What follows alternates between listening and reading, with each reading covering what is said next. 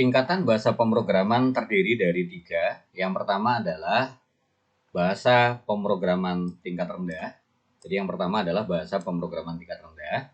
Yang kedua adalah bahasa pemrograman tingkat menengah. Dan yang terakhir adalah bahasa pemrograman tingkat tinggi.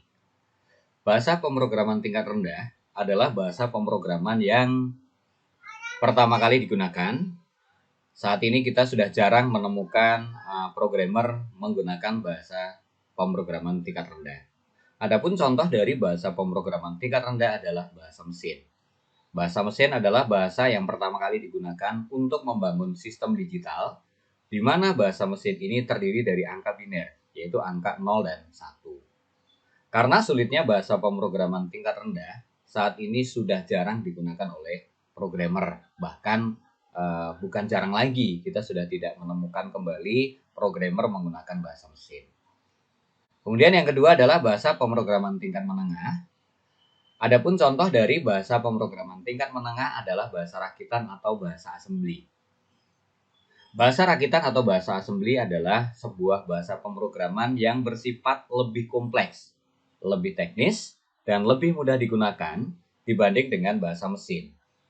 Bahasa rakitan bersifat sangat teknis, menggunakan lebih sedikit memori, lebih cepat dieksekusi oleh komputer, dan perintahnya lebih spesifik.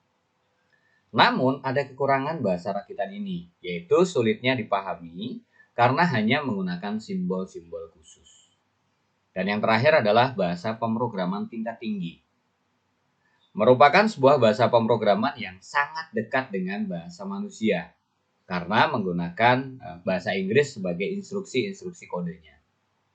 Sebagai contoh misalnya penggunaan print untuk mencetak, if else dalam branching, case, for, dan lain sebagainya. Karena kepraktisannya dibanding dengan bahasa pemrograman yang lain, maka programmer saat ini sangat suka dalam pengembangan software menggunakan bahasa pemrograman tingkat tinggi.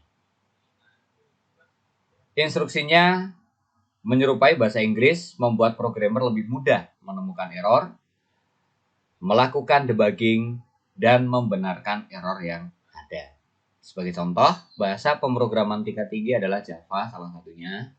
Kemudian ada C++, ada Visual Basics, kemudian ada yang namanya Python, dan lain sebagainya.